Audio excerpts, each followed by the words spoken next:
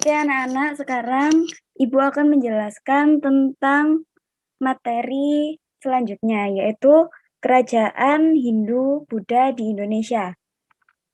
Nah, Kerajaan Hindu-Buddha di Indonesia berada di posisi yang strategis, yaitu berada di jalur perdagangan internasional, tepatnya terletak pada Asia Timur dan Eropa. Nah, apa nama kerajaan pertama yang berdiri di Indonesia? Ada yang tahu? Belum tahu semua ya, belum baca bukunya pasti. Nah, aku kasih tahu.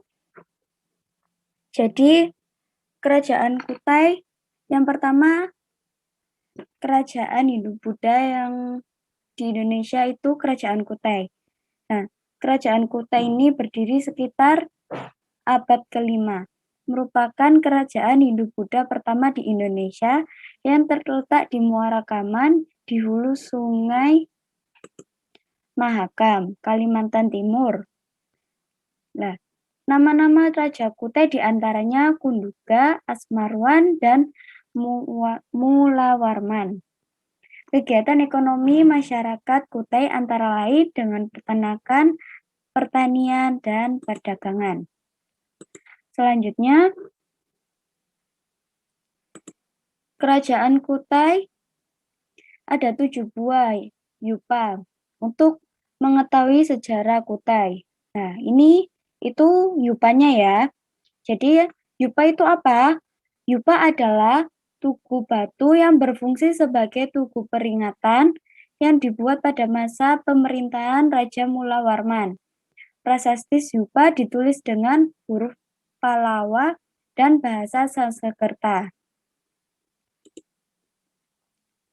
Kerajaan Tarumanegara, yaitu pada abad 358 sampai 669 Masehi. Nah, Kerajaan Tarumanegara berdiri sekitar abad ke-5, merupakan kerajaan yang tertua di Pulau Jawa. Kerajaan Tarumanegara adalah kerajaan Hindu-Buddha yang beraliran Wisnu. Sumber sejarah diketahui dari prasasti-prasasti catatan seorang musafir Cina yang bernama Fahien. Kehidupan masyarakat Tarumanegara mata pencahariannya adalah bertani dan berdagang. Barang yang diperdagangkan adalah jula, badak, kulit, penyu, dan perak. Untuk memajukan bidang pertanian, adanya pembangunan irigasi Sungai Komati dengan cara menggali sebuah saluran sepanjang 6.112 tumbak. Saluran itu berfungsi sebagai irigasi juga untuk mencegah bahaya banjir. Selanjutnya, Kerajaan Tarumanegara. Nah, Kerajaan Tarumanegara ini mempunyai 7 prasasti peninggalan Kerajaan Tarumanegara. Yang pertama, prasasti Kebun Kopi. Yang kedua, prasasti Ciarudun. Yang ketiga, prasasti Pasir Awi. Yang keempat, prasasti Jambu. Dan yang kelima, prasasti Muara Cianten. Dan yang ketujuh, prasasti Tugu. Raja yang terkenal adalah Purnawarman yang dikenal sebagai raja yang gagah, berani, tegas, jujur, adil, dan arif dalam memerintah. Ia juga dekat dengan para Brahmana dan rakyatnya. Nah, abad ke-7 sampai ke abad ke-13 ini yaitu Kerajaan Sriwijaya. Nah, Kerajaan Sriwijaya ini berdiri sekitar abad ke-7 Masehi dan merupakan salah satu kerajaan yang terbesar di Indonesia. Ya, ingat-ingat ya. Nanti kalau misalnya ada soal kerajaan yang terbesar di Indonesia adalah Kerajaan Sriwijaya. Nah, kerajaan ini terletak di Palembang, di dekat pantai dan di tepi Sungai Musi. Masyarakat Sriwijaya hidup dengan bertani. Namun, karena berdekatan dengan pantai, maka perdagangan menjadi cepat berkembang. Kemudian, perdagangan menjadi mata pencaharian pokok masyarakat Sriwijaya. Sriwijaya mempunyai armada angkatan laut yang kuat dan mampu menguasai kawasan perairan Asia Tenggara, perairan air laut Natuna, dan Selat Malaka, Selat Sunda, dan Laut Jawa.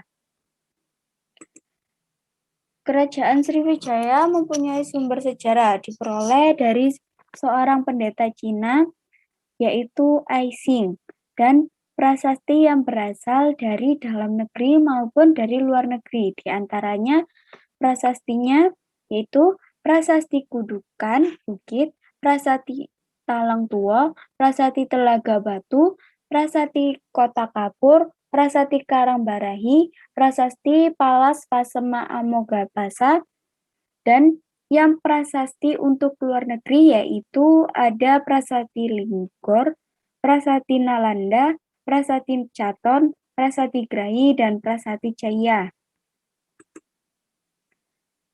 Nah, Kerajaan Sriwijaya, rajanya yang dikenal dari Kerajaan Sriwijaya adalah Bala Putra Dewa. Ingat-ingat, kerajaannya yaitu rajanya Bala Putra Dewa. Ia memerintahkan sekitar abad ke-9 Masehi. Pada abad ke-11, Kerajaan Sriwijaya mulai mundur disebabkan adanya penyerbuan besar-besaran ke wilayah Sriwijaya oleh Raja Renjadra dan Kolamandala dari India. Pada tahun 1377, armada laut Majapahit menyerang Sriwijaya. Serangan ini mengakhiri riwayat Kerajaan Sriwijaya. Selanjutnya ada Kerajaan Mataram kuno. Kerajaan Mataram kuno itu dari 752 Masehi sampai 929 Masehi. Nah, Kerajaan Mataram kuno berdiri pada pertengahan abad ke-8, diperintahkan oleh dua dinasti, yaitu Dinasti Sanjaya dari Hindu dan Dinasti Sailendra dari Buddha. Sumber sejarah diperoleh dari prasasti peninggalannya seperti Prasasti Canggal, Prasasti Kalasan, Prasasti Ligor, Prasasti Nalanda, Prasasti Klura, dan Prasasti Matiasi. Kehidupan politik diwarnai dengan pemerintahan dua dinasti yang disilih berganti. Berdasarkan Prasasti Canggal, diketahui Mataram kuno mula-mula diperintahkan oleh Raja Sana, kemudian digantikan oleh Raja Sanjaya yang bijaksana. Nah, setelah Raja Sanjaya Mataram kuno diperintahkan oleh Rangkai Panangkara mendukung adanya perkembangan agama Buddha. Ia membangun sebuah candi di Kalasan untuk Dewi Tara dan sebuah biara untuk para pendeta agama Buddha. Mataram kuno terpecah menjadi dua, namun perpecahan itu tidak berlangsung lama dan dapat dipersatukan kembali dengan adanya perkawinan Rakai Pikatan atau yang disebut dengan keluarga Sanjaya dengan Prawodarwadani dari keluarga Sailendra. Pada masa pemerintahan Pikatan, Parmodawardhani, wilayah Mataram berkembang luas, meliputi Jawa Tengah dan Timur.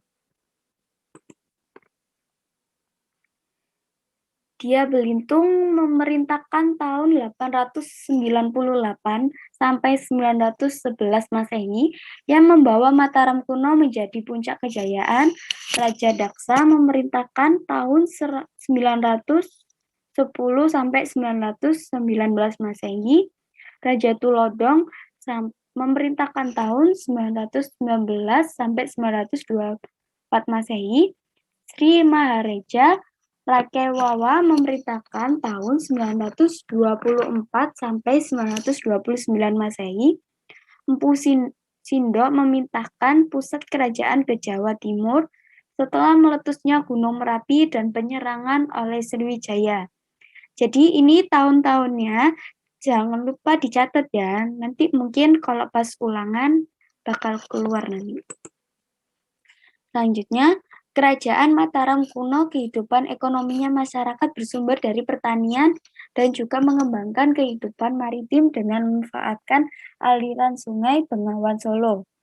Bidang kebudayaan, keluarga Sanjaya yang bernama Hindu meninggalkan candi-candi seperti Komplek Candi Dieng, Komplek Candi Gondong Songo, dan Komplek Candi Prambanan. Nah, keluarga Sailandra yang beragama Buddha meninggalkan stupa seperti Borobudur, Mendut, dan Pawon. Kerajaan Medang. Empu Sindok adalah pendiri dinasti Isyana, Kerajaan Mataram periode Jawa Timur sekaligus sebagai raja pertama bergelar Sri Maharaja Rakehino Sri Isana Wikrama Dharma Tunggadewa. Terletak di Jombang di tengah Sungai Brantas. Nah, prasastinya ini ada Prasasti Puncangan, Anjuk Ladang Prada, Prasasti Limus, Siraketing, Wurarara, Semangaka, Silet, Turun Wang, Prasasti Ganda Kuti, dan ini semuanya prasasti dari Kerajaan Medang. Nah, Kerajaan Medang, nama raja-rajanya Medang itu ada Empu Sendok dari tahun 929 sampai 948 Masehi. Sri Isyana Tunggawijaya, Sri Makatuang, Sri Srawardana, Sri Dawawangsa, Tungga Antarwakra, dan Airlangga. Dan ini adalah peta dari Kerajaan Medang. Kerajaan Medang sendiri pada tahun 990 Masehi Dharmawangsa mengadakan serangan ke Sriwijaya sebagai upaya mematahkan monopoli perdagangan Sriwijaya. Upaya ini mengalami kegagalan. Pada tahun 1016, Raja Wurawari menyerang Dharmawangsa saat Dharmawangsa sedang melaksanakan perkawinan antara putrinya dengan Airlangga, putra Raja Undayana dari Bali. Peristiwa ini menewaskan Dharmawangsa dan seluruh keluarga raja.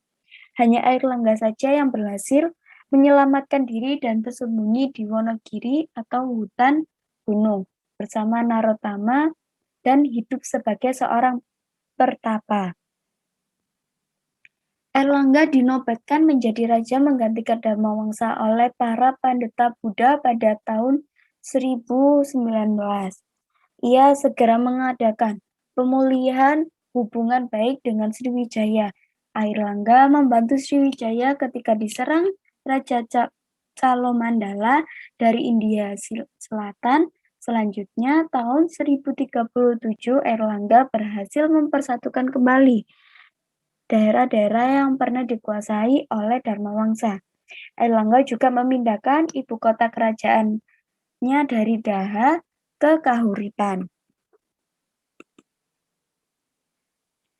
Kerajaan Medang pada tahun 1042, Airlangga menyerahkan kekuasaan pada putrinya yang bernama Sang Rama Wijaya Tunggadewi. Namun putri itu menolak dan memilih menjadi seorang petapa dengan nama Ratu Giri Putri. Selanjutnya Airlangga memerintahkan Pubarada untuk membagi dua kerajaan, yaitu Panjalu dengan ibu kota Janggala yang beribu kota di Kauripan. Nah, kehidupan ekonominya Kerajaan Medang banyak bergantung kepada pelayaran dan perdagangan. Pada masa pemerintahan Airlangga, pelabuhan Ujung Galuh di Muara Kalibratas diperbaiki dan kemudian menjadi bandar pada perdagangan yang ramai. Dibangun pula bendungan Waringin Sapta yang berfungsi untuk mengairi sawah-sawah penduduk dan mencegah luapan Kali Brantas. Bidang sastranya itu ada kitab Mahabharata dan Empu Kanwa yang mengubah kitab Arjuna Wihaha. Ini juga ada Kerajaan Kediri. Kerajaan Kediri pembagiannya kerajaan oleh Airlangga menjadi Janggala dan Panjalu. Setelah Airlangga wafat tahun 1409 Masehi, terjadi perang antara Janggala dan Panjalu yang berakhir dengan kekalahan Janggala yang kemudian mempersatukan kembali pecahan antara Panjalu dan Janggala. Dan ini prasastinya ada 5 prasasti, ada Padlegan, Panumbangan, Hantang atau Ngantang, Talan, dan Desa Jepun. Raja-raja yang memerintahkan di Kediri ada Jawa Warsa, Jayabaya, Sawewara, Gendara, Kameswara, Kertajaya, dan kehidupannya menghasilkan pertanian, adalah beras, dan armada laut, dan benda-benda yang diperdagangkan itu emas, perak, gading, kayu, cendana, dan hasil bumi lainnya.